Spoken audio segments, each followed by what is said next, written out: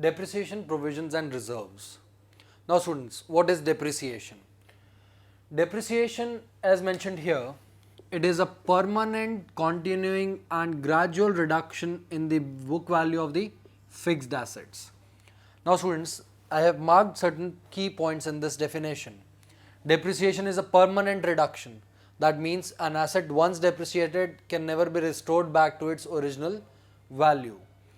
And it is a continuing process. It continues over a period of time. Plus, it is a gradual reduction. Gradual reduction means there is a slow decrease. It is not that all of a sudden there is a decrease in the book value of assets. Now, and this reduction is accounted only on fixed assets. That means depreciation is not charged as such on current assets. It is only the fixed assets which are subjected to depreciation. So, depreciation is a permanent, continuing, gradual reduction in the book value of fixed assets. Now students, depreciation is governed by Accounting Standard 6, that is AS 6, issued by ICAI, that is Institutes of Chartered Accountants of India. As per this accounting standard, depreciation is the reduction in the value that is caused because of usage, that is usage over a particular period of time, then efflux of time,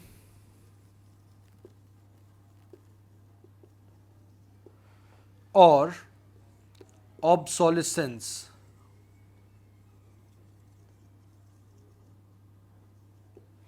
That is, when we use asset, because of usage, the value of the asset goes down. It becomes old, it becomes worn out, as a result of which the value declines. That decline in value is called as depreciation. Then efflux of time.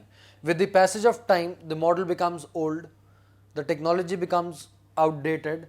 So, time is a factor that leads to decrease in value automatically. Then we have obsolescence. Now students, obsolescence is particularly related to outdating of technology.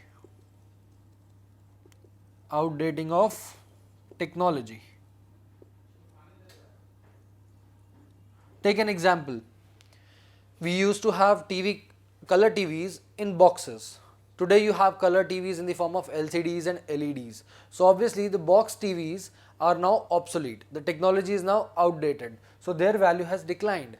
That is what we understand by obsolescence. That is outdating of technology.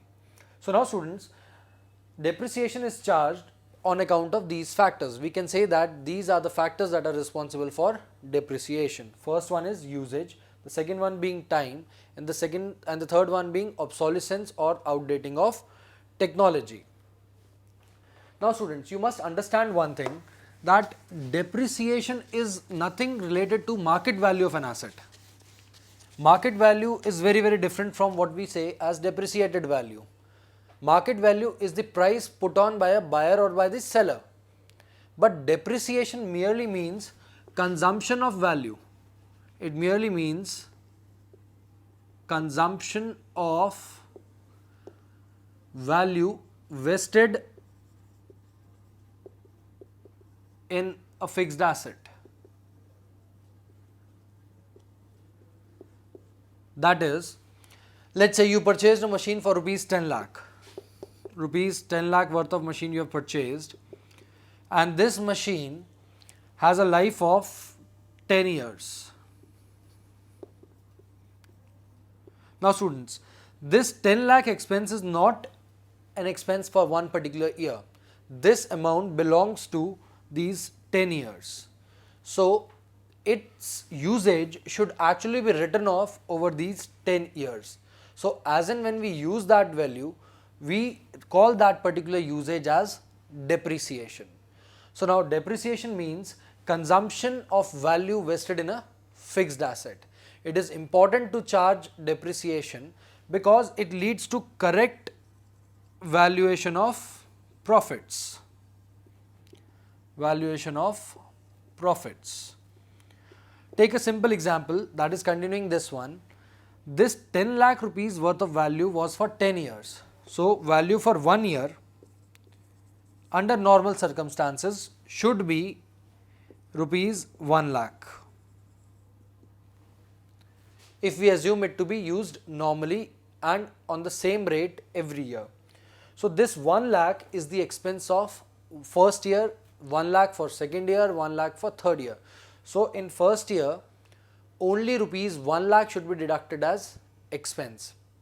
In second year, another 1 lakh would be deducted as expense.